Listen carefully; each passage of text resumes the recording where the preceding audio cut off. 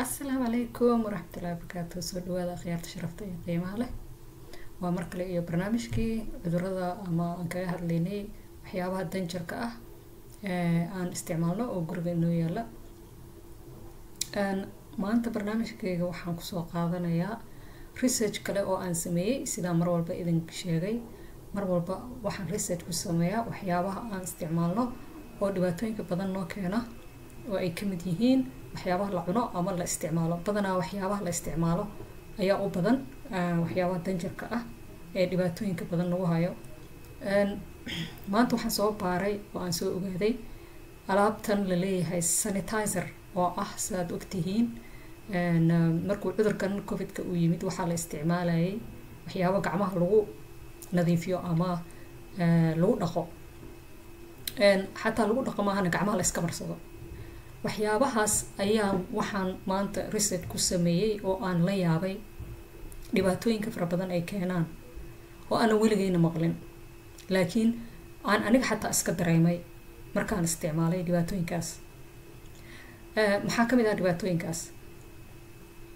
waxaa ka mid ah madax xanuun. sanitizer wuxuu keenaa madax xanuun.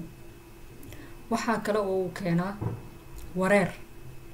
wareer fara badan, madax xanuun fara badan, lalabo, caloosha ku wareeganaysa, lalabo sidii qof maaragtay oo raashin intuu cunay oo haddana ku lalabooday oo kale ayaa dareemaysaa.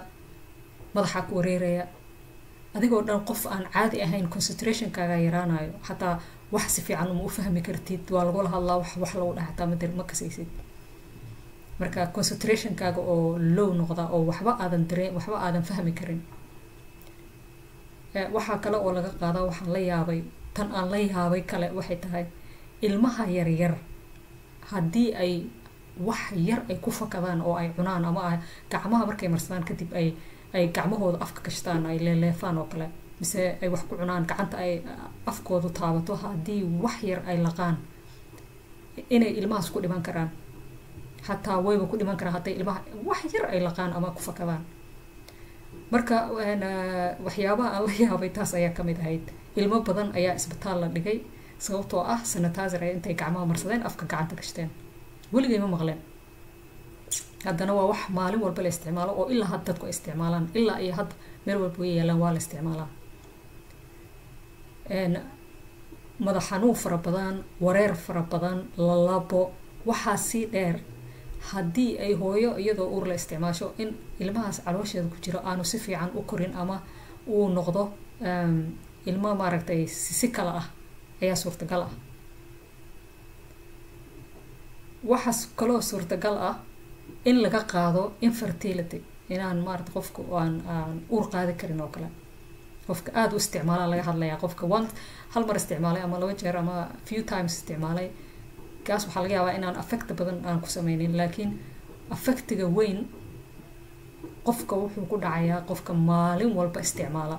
ileen waad aragteen ayaamihii uu cudurka socday in maalin walba la isticmaali jiray, waayo irid kasta, dukaan kastood gasho iridiisa ayuu yaalaa oo waxaa lagu dhihi jiray xataa isticmaal. dadka qaarkood xataa dukaamada ama isbitaalada ama shaqooyinka albaabka qof taagan wuxuu ku leeyahay ma geli kartid ilaa aada isticmaasho. marka ayaamahaas aad baa loo isticmaali jiray. weligeyna ma maqlin waxaan dhibaatay ku keenaya ama waxaas dhibaatadaas laga helay, laakiin maanta waxaan ogaaday oo aan soo baaray in dhibaatooyinkaas ay jireen, laakiin badanaa marka ilmihii dhakhtar la geeyey ama dadkii waaweynaa ay dhibaatada sheegeen kadib in lasoo bandhigay oo markaas la sheegay. laakiin xataa still haddii aad informationkaas aad raadiso waad helaysaa. haddaad google garayso maanta dhibaatooyinka laga helo sanitizerka, haddaad google garayso waad arkaysaa. laakiin weligay dhakhtarna kama maqlin, qof sheegayna ma maqlin. haddana dhibaatooyinkaas uu keenayo ayaaba ka badanba, dhibka uu ku keenayo ayaaba ka badanba wuxuu taraayo. xataa waxaa laga yaabaa baa la leeyahay in uu ku keeno waxa la yiraahdo antibiotic resistant, oo ah haddii uu cudurku u dhaco, badanaa qofka virus iyo markuu ku dhaco ama infection uu leeyahay waxaa la siiyaa antibiotic.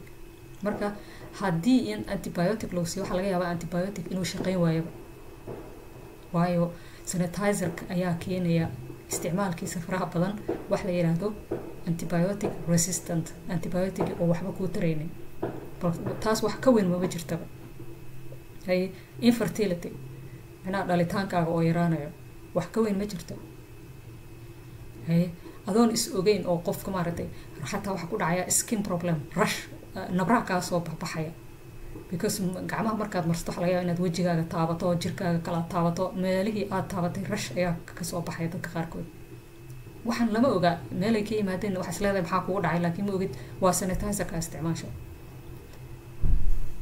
marka walaalayaal ha laga digtoonaado taas ayaa maanta idin la qaybsanaya waxa kale oo maaragtay aad isticmaali kartaan oo aad kaga maarmi kartaan waa saabuunta caadiga ayaad gacmaha ku dhaqan kartaa markasta markaad gurigaaga soo gasho saabuuntaada iska isticmaal taas oo kugu filan sanitizer uma baahnid waayo hadduu dhib ku keenayo saabuunta dhib ay ku keenayso ma jirto saabuuntaada iska isticmaal marka ka digtoonaada maantana taas ayaa idin la qaybsanaya walaalahaada la qaybso ehelkaaga la qaybso waa inoo iyo video dambe assalaamu calaykum